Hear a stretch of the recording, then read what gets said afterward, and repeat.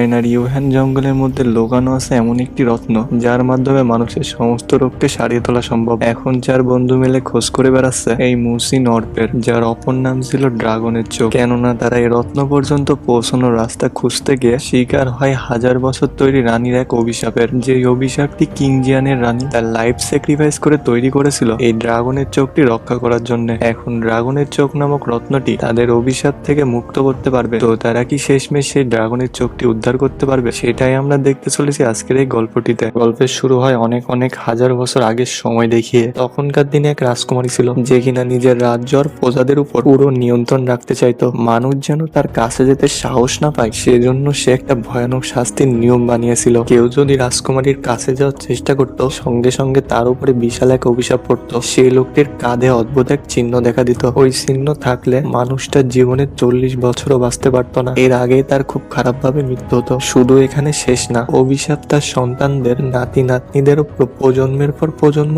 চলতে থাকতো। এই অভিশাপ এতটাই ভয়ঙ্কর ছিল যে যাদের উপরে এটা পড়তো সারা জীবন যেন দুটো জিনিস খুঁজতে থাকতো, একটা ড্রাগন বোন টম আর অন্যটা হলো মুচিন অর। শোনা যায় এই দুইটা জিনিস যদি একসঙ্গে পাওয়া যায় তাহলে নাকি ওই অভিশাপ পুরোপুরি ভাবে কেটে যায়। এরপর হঠাৎ গল্প চলে আসে অনেক বছর পরের সময়ে, মানে বর্তমান যুগে। এখন আমরা দেখি একজন অধ্যাপক, তিনি ড্রাগন বোম নিয়ে পুরনো লেখা ধাঁধার রহস্য কেটে কেটে একটা সমাধান বের করার চেষ্টা করছে। তার উদ্দেশ্য একটাই, কিভাবে মুচিন অর খুঁজে বের করা যায় সেটার পথ বের করা। এখানে গল্পে আসে ইউবি নামক একজন তরুণ ছেলে। কথা শুনে বোঝা যায় ইউবি আর এই অধ্যাপক একসঙ্গে এই রহস্যের পিছনে ছুটছে। তারা নানান জায়গায় ঘুরে ঘুরে অনেক তথ্য বের করে, কিন্তু সমস্যা হলো এই রহস্যে মোট 8টি বাধা ছিল। তার মধ্যদক্ষ অনেক কষ্ট করে মাত্র 5টার উত্তর খুঁজে পেয়েছিলেন, বাকি 3টার কোনো সূত্রই তিনি পাচ্ছিলেন না। অধ্যাপক তখন ইউবিকে বলেন, এই শেষ 3টি ধাঁধার উত্তর আমাদের কারোর পক্ষে বের করা সম্ভব না, এইগুলো শুধু কোনো খুব অভিজ্ঞ গুরু বা জ্ঞানী মানুষই দিতে পারবে। এই কথা শুনে ইউবি বুঝে যায় তাদের সামনের পথটা এতটাই সহজ নয়। এরপর গল্পে দেখা যায় ইউবি আর এর আরো 2টা বন্ধু, একজনের নাম কন্টুত আর অন্যজন ফ্যাটি। এরা দুজন এক চতুর টাইপের মানুষ। তারা ড্রাগন বোম আর সেলেস্টিয়াল টোন নিয়ে বড় নিলামের আয়োজন করে বসেছে। কিন্তু মজার বিষয় হলো তাদের কাছে আসল ড্রাগন বোনই নেই। নিলামের খবর চারিদিকে ছড়িয়ে পড়ে, বহু মানুষ সেখানে আসে শুধুমাত্র এক নজর ড্রাগন বোন দেখার জন্য।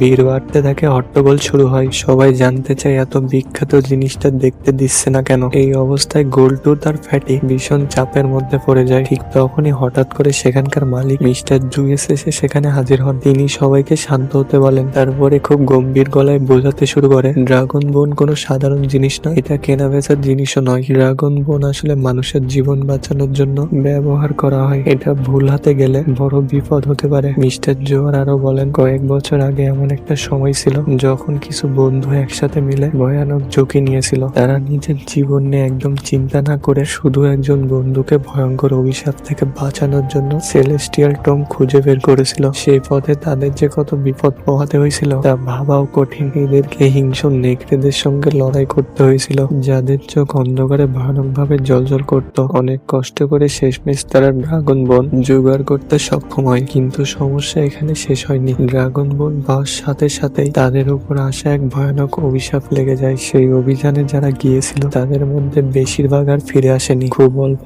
কয়েকজনই বেঁচে ফিরতে পেরেছিল। যারা জীবিত ফিরে এসেছিল তারা হলো মিস্টার চু এবং এর মেল লিংলং, অধ্যাপক শান ইউবিন, তার পিকা ইয়াং, গোলতু তার ফ্যাটি। এই অভিজ্ঞতাই অধ্যাপক ইউবিকে আবারও বিপদের পথে টেনে এনেছে, কারণ সে এখন মুচিন অরকে খুঁজছে যাতে অভিশাপটা পুরোপুরি দূর করা যায়। অনেক খোঁজ খবর আর চেষ্টা করার পর ইয়াং এর সাহায্যে ইউবি আর তার দলের লোকেরা গুরুত্বপূর্ণ তথ্য জানতে পারে। বহু বছর আগে চ্যাং নামের একজন লোকও এই মুচিন অরও খুঁজতে গিয়েছিল। প্রায় 30 বছর আগে তিনি কয়েকজন মানুষকে নিয়ে এই রহস্যময় গুহা বা ঘাটির মধ্যে প্রবেশ করছিল, কিন্তু ভেতরে এমন ভয়ঙ্কর জিনিস ঘটে যে সে একাই কোনো মতে প্রাণ নিয়ে ফিরে আসে। কিন্তু ফিরে আসার পর তাকে আর আগের মতো কেউই চিনতে পারেনি। কোনো এক দুর্ঘটনায় তার এক চোখ নষ্ট হয়ে যায়, সে পুরোপুরি ভাবে অন্ধ হয়ে পড়ে। সে ভয়ঙ্কর অভিজ্ঞতার কারণে তার মাথার উপর প্রভাব পড়ে, সে ধীরে ধীরে মানসিক ভাবে অসুস্থ হয়ে পড়ে। এখন সে একটা পাগলাগারোতে থাকে। এই খবর পেয়ে অধ্যাপক ইউবি আর ইয়াং পাগলাগারোতে যায় চ্যাং এর সঙ্গে দেখা করার জন্য। হাসপাতালে ঢুকে তারা চ্যাংকে দেখে সে শান্তভাবে বসে আছে। সে চোখে কিছু দেখতে পায় না, কিন্তু আশেপাশে কি হচ্ছে সে সবকিছু বুঝতে পারে। চ্যাং তখন হঠাৎ ইয়াং এর দিকে আঙুল তুলে বলে, আমি শুধু এই মেয়েটার সঙ্গে কথা বলবো। আসলে চ্যাং অন্ধ হলেও তার বাকি ইন্দ্রগুলো খুব তীক্ষ্ণ হয়ে আছে। সে আওয়াজ, গন্ধ আর মানুষের উপস্থিতি সহজে ধরে ফেলতে পারে। এরপর ইয়াং চ্যাং এর কাছে বাকি তিনটি ধাঁধার কথা জানতে চায়, কিন্তু চ্যাং সরাসরি সে কথায় যায় না। সে উল্টো ইয়াং এর ব্যক্তিগত জীবন নিয়ে প্রশ্ন শুরু করতে থাকে। কে সে, কেন এসেছে, ইউবি এর সাথে তার সম্পর্ক কি, একেবারে এলোমেলো প্রশ্ন শুরু করতে থাকে। ইয়াং বারবার মূল কথায় ফেরানোর চেষ্টা করতে থাকে। সে ধাঁধাগুলোর কথা বারবার জিজ্ঞেস করতে থাকে। এতে চ্যাং ধীরে ধীরে রেগে যায়। হঠাৎ করে গম্ভীর গলায় সে বলে, তোমরা ওই ধাঁধার সমাধান কোনোদিনই করতে পারবে না। এই কথা বলে সে আবার অন্য কথায় চলে যেতে চায়, কিন্তু ইয়াং এবার আর ছাড়ে না। সে রেগে গিয়ে জোরে প্রশ্ন করে। তখন চ্যাং মুখ ঘুরিয়ে তার হিংস্র চোখ দেখিয়ে দেয়। সে চোখ দেখে বোঝা যায় তার ভেতরে এখনো সে ভয়ঙ্কর স্মৃতি আর রাগ লুকিয়ে আছে। মনে হয় যেন কঠিন গলায় ইয়াংকে বলে, এখান থেকে চলে যাও, এক্ষুনি চলে যাও। চ্যাং যদিও ওই লোকগুলোকে খুব বেশি সাহায্য করতে পারেনি, তবুও সবাই মিলে ঠিক করলো যাই হোক সেঙ্গন এবার গোয়ার দিকে যাবে। কারণ চ্যাং অনেক বছর আগে, প্রায় 30 বছর আগে গোয়া থেকে গুরুতর আহত হয়ে ফিরেছিল। মানে জায়গাটা তার কাছে খুবই পরিচিত। সবাই ভাবলো সেখানে গেলে হয়তো কিছু সূত্র পাওয়া যাবে। এরপর ইউবি আর তার দল বেরিয়ে পড়লো মুচিন অরকে খুঁজতে। পথটা লম্বা, সবাই খুবই ক্লান্ত হয়ে পড়েছিল, তাই তারা ঠিক করলো আজ রাতটা তারা কোনো এক হোটেলে কাটাবে। হোটেলের বাইরে একটা বাগান ছিল, সেখানে রাতের জোনাকির আলোয় পুরো জায়গাটা যেন স্বপ্নের মতো লাগছিল। চারিদিকে অসংখ্য জোনাকি উঠছিল, আলো ঝলকাতেছিল, আর এটা দেখে চারিদিকে সবাই মুগ্ধ। ঠিক তখনই হোটেল মালিকের মেয়ে কান্টিয়াও সেখানে এসে বলল, কেউ জোনাকির গায়ে হাত দিও না, না হলে এগুলো পড়ে মারা যাবে। খুবই নাজুক ওরা। এরপর সে একটা কাচের বোতল দেখায়, যার ভেতরে ছিল জোনাকিদের রাজা। কান্টিয়া বোতলটি একটু খুলতেই সে রাজার বিশেষ গন্ধটা বাতাসে ছড়িয়ে পড়ে, আর সাথে সাথে বাগানের সকল জোনাকি রাজার দিকে ছুটে আসতে থাকে। তাই তারা সবাই এত সুন্দর জোনাকির দৃশ্য দেখতে পায়। সবাই যেন আলো ছড়িয়ে চারিদিকে ঘিরে নাচছে। কান্টিয়াও আরো একটি গুরুত্বপূর্ণ কথা জানায়, যদি কোনো কারণে এই জোনাকির রাজা পড়ে যায় তাহলে বাকিদের আর কোনো পথ থাকে না। সব জোনাকিরা রাজার কাছে গিয়েও পুড়ে মরবে, কারণ ওরা তাদের রাজার প্রতি ভীষণ বিশ্বস্ত, কুকুরের থেকেও বেশি। পরের দিন সকালে সবাই আবার রওনা হলো সেঙ্গুন গুহায় পৌঁছানোর জন্য। তাদেরকে হিডেন ড্রাগন মাউন্টেন পার হতে হবে। কান্টিও তাদের পথ দেখাচ্ছিল। তারা একটা নৌকায় করে নদী পার হচ্ছিল। ঠিক তখনই কান্টিও সবাইকে সাবধান করলো, সতর্ক থাকো, এখানে রাতে খুব বিষাক্ত গ্যাস ছড়িয়ে পড়ে। রাত কাটানোর জন্য আমাদের একটা উঁচু জায়গা খুঁজতে হবে। শুনেছি এই উপত্যকার মধ্যে একটা বড় জায়গার মধ্যে একটা বড় দ্বীপ আছে, যেটা অনেক উঁচুতে থাকে। যদি সেটা খুঁজে পাই সেখানে রাত কাটানো অনেকটা নিরাপদ হবে। এরপর তারা সবাই একটা নৌকা নিয়ে একটা গুহার ভেতর দিয়ে যেতে থাকে। তারপর সন্ধ্যার জল, ঠান্ডা পরিবেশটার ভয়। সে সময় ফ্যাটি লিং লংকে সেই কাছের বোতলটা দেখায়, যার ভেতরে জোনাকির রাজাকে বন্দি করে রাখা হয়েছে। বোতলটি দেখে লিং রং লেগে যায়। সে ভাবে এটা চুরি করা হয়েছে। ফ্যাটি সঙ্গে সঙ্গে বলে, চুরি করিনি, শুধুমাত্র কয়েকদিনের জন্য ধার নিয়েছি, এখান থেকে বের হওয়ার সময় ঠিকই ফেরত দিব। এরই মাঝে হঠাৎ করে গোল্ডটুথ নৌকার পাশ থেকে বড় একটা মাছ ধরার চেষ্টা করে। সে ভাবতে পারেনি মাছটা এত ভয়ঙ্কর হবে। মাছটা সঙ্গে সঙ্গে কামড়িয়ে দেয়, সঙ্গে সঙ্গে গোল্ডটুথের হাত কেটে যায় আর রক্ত পড়ে যায় নৌকার উপর। সেটা দেখে ইয়াং ভয় পেয়ে বলে, এগুলো হলো ভাইপার মাছ। আবারও যদি এরা রক্তের গন্ধ পায় ভীষণ হিংস্র হয়ে যায়। চ্যাংয়ের কথা সত্যি হয়ে যায়। নৌকার উপরে পড়া রক্তের গন্ধে চারিদিকে ভাইপার মাছেরা এসে তাদের নৌকার দিকে ঝাঁপাতে থাকে। সবাই খুব ভয় পেয়ে যায়। তারা নৌকা বাঁচানোর চেষ্টা করে, কিন্তু মাছের সংখ্যা এত বেশি যে কিছুই কাজ করছিল না। তখন উপায় না পেয়ে অধ্যাপক আর গোল্ডটুথ দুজন বন্দুক বের করে মাছগুলোর দিকে গুলি ছুটতে থাকে, শুধুমাত্র নিজেদের বাঁচানোর জন্য। অনেক কষ্ট আর ভয়ের পর শেষ পর্যন্ত তারা মাছগুলোর হাত থেকে বেঁচে যায়। কিন্তু বিপদ এখানে শেষ না। হঠাৎ জলের স্রোত খুবই জোরে বইতে শুরু করে। স্রোতের টানে তাদের নৌকাগুলো আলাদা হয়ে যেতে থাকে। এইভাবে তারা দুটো দলে ভাগ হয়ে যায়। এক দলে ইউবি, ইয়াং আর গোল্ডটুথ পড়ে যায় নিচের দিকে। তারা নৌকা না পেয়ে হেঁটেই সেঙ্গন গুহার দিকে এগোতে থাকে, সামনে কি আছে সেটা না জেনে। অন্যদিকে বাকি দলটি তাদের হারিয়ে যাওয়া সঙ্গীদেরকে খুঁজতে পাহাড়ের পেছনের দিকে চলে যায়। সে জায়গাটি খুবই ভয়ঙ্কর। সেখানে অধ্যাপক হঠাৎ অনেক মানুষের মৃতদেহ দেখতে পায়। সবাই থমকে যায়, বুঝতে পারে নিশ্চয়ই এখানে বড় কোনো বিপদ আছে। ঠিক তখনই চোখের পলকে তাদের উপর হামলা করে একটা বিশাল আকৃতির টিকটিকি। অন্যদিকে ইউবির দলও বিপদে পড়ে যায়। হঠাৎ করে একটা বিশাল আকৃতির টিকটিকি তাদের উপরে হামলা চালায়। সবাই তখন ভয়ে প্রায় জমে যায়। ঠিক সেই সময় অধ্যাপক বুঝতে পারেন কিছু একটা করতে হবে। তিনি সঙ্গে সঙ্গে তার ফায়ার গানটা চালান। আগুনের আলো আর আওয়াজ দেখে টিকটিকিটা কিছুটা পিছিয়ে যায়। এভাবে এভাবে দূরে থাকা অনুদানকে তিনি জানিয়ে দেন যে এখানেও বড় বিপদ দেখা গিয়েছে। এরপরে ইয়াং আর ইউবি দ্রুত মাথা খাটায়। তারা একে অন্যের দিকে তাকিয়ে বুঝে যায় এভাবে চললে বাঁচা যাবে না। সুযোগ বুঝে তারা দুই দিক থেকে দুই টিকটিকিকে এমন ভাবে চালনা করলো যে একে অপরের সঙ্গে সজোরে ধাক্কা লেগে যায়। টিকটিকিটা কিছুটা থমকে গেলেও পুরোপুরি ভাবে থামে না, বরং আরো রেগে গিয়ে তাদের পিছু করতে থাকে। কোনো রাস্তা না দেখে তারা সবাই একসাথে তাদের পাশে থাকা এক গভীর খাদে লাফ দেয়। তখন তাদের শুধু একটাই চিন্তা, যেভাবে হোক বাঁচতে হবে। কিন্তু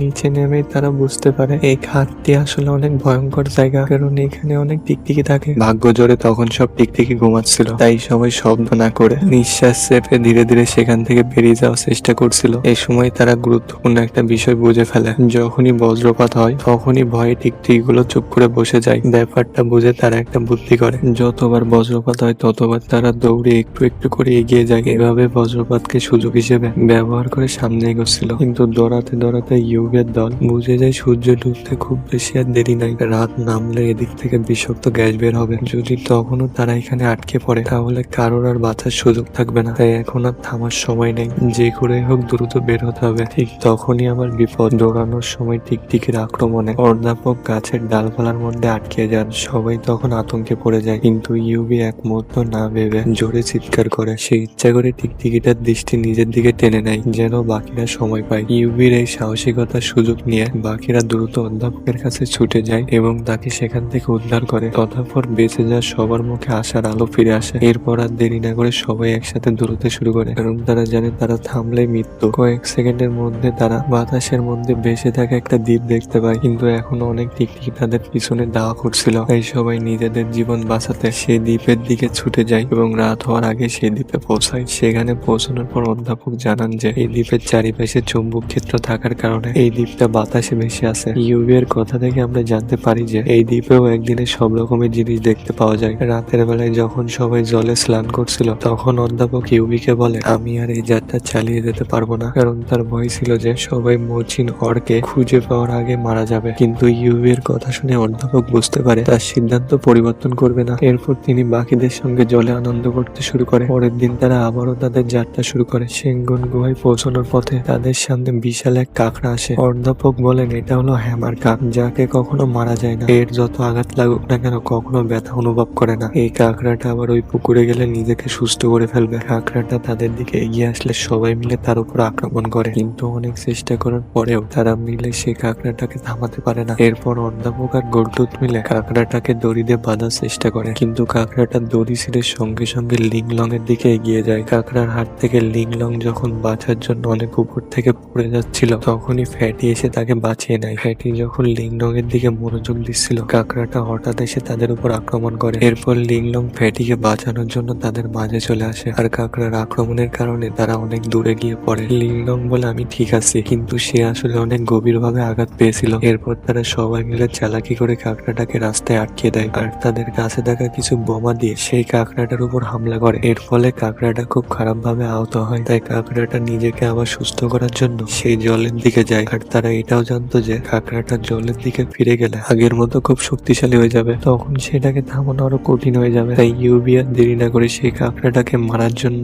সেই জলে ঝাঁপ দেয় আর নিজের হাত কেটে সেই রক্তটা কাঁকড়ার গলায় লাগিয়ে দেয়। আর রক্তের গন্ধের কারণে হাইপার মাছগুলো দ্রুত তাদের দিকে ফিরে আসে, কিন্তু ভাইপার মাছগুলো আসার আগে ইউবি এর বন্ধুরা তাকে জল থেকে উপরে উঠে নেয়। এদিকে সেই কাঁকড়াটিকে ভাইপার মাছগুলো খেয়ে ফেলার কারণে তার মৃত্যু হয়। তারা সবাই লিংলং এর দিকে তাকায়, যে কিনা গুরুতর আঘাতের কারণে সেখানে জ্ঞান হারিয়ে পড়েছিল। তখনই জানা যায় যে আক্রমণের কারণে লিংলং খুব গভীরভাবে আঘাত পেয়েছে। এরপর লিংলং মারা যায়। ঘটনার পর সবাই ভেতর থেকে খুব ভেঙে পড়ে। তখন অধ্যাপক আবার সবাইকে ফিরে যাওয়ার জন্য বোঝাতে থাকে। এরপর নৌকায় করে সবার সিদ্ধান্ত হয় যে তাদের এখন বাড়ি ফিরে যাওয়া উচিত, কিন্তু ইউবি এখনো এই যাত্রা চালিয়ে যেতে চায়। সে তার কাঁধের অভিশাপের চিহ্নটা দেখিয়ে বলে আমি সেই লোকটার সঙ্গে দেখা করতে চাই যে অভিশাপটা তৈরি করেছে। যদি আমি এগিয়ে যাই তাহলে আমি যে কোনো মুহূর্তে মারা যেতে পারি। আমার এমনই জীবন পছন্দ। এই বলে ইউবি যখন এগিয়ে যায় তখন তার সঙ্গীরা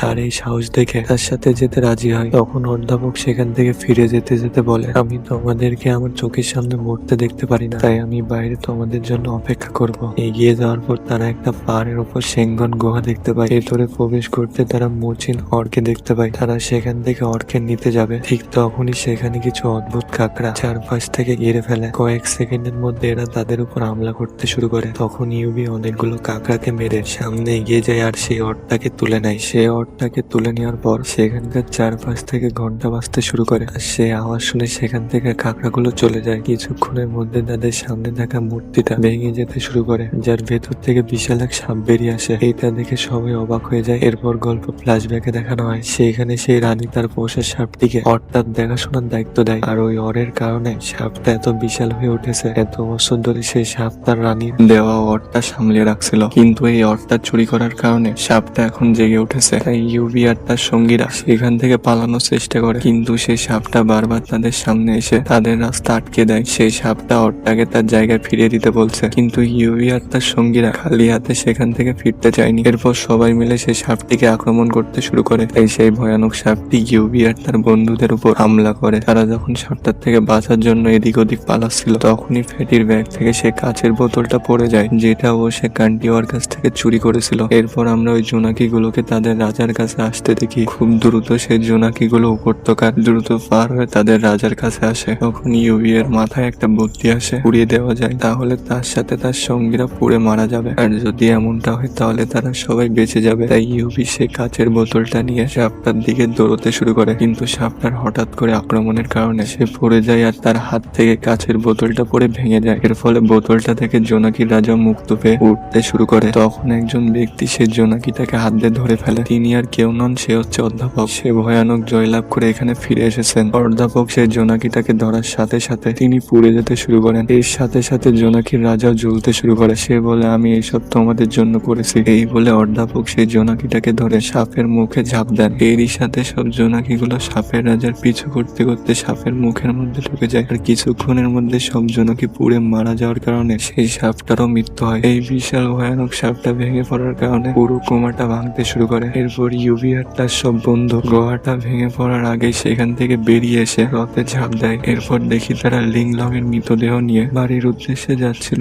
বাড়িতে পৌঁছানোর পর তারা সবার আগে তার মরে যাওয়া বন্ধুর প্রতি শ্রদ্ধা জানায়। এরই সাথে আমরা দেখি যে ড্রাগন বোনের মুচিন অর একসাথে মেশানোর পর মুচিন অর বাতাসে উঠতে থাকে আর ড্রাগন বোন ঝলমল করতে শুরু করে। এরই সাথে এই গল্প শেষ। আশা করি এবার আপনারা সিনেমাটা ভালো করে বুঝতে পারছেন। আমার শরীরটা ততটা ভালো নয়, আপনারা হয়তো ভয়েস শুনে বুঝতে পারছেন। এরপরেও আপনাদেরকে প্রতিনিয়ত মুভি অফার দেওয়ার জন্য মুভি এক্সপ্লেন করতে বসছি। তো সবার কাছে আমার একটা অনুরোধ থাকবে, সবাই ভিডিওতে একটা লাইক দিয়ে আমার চ্যানেলটা সাবস্ক্রাইব করে আমার পাশে থাকার জন্য। সবাই ভালো থাকবেন, সুস্থ থাকবেন আর আমার জন্য একটু দোয়া করবেন। আল্লাহ হাফেজ।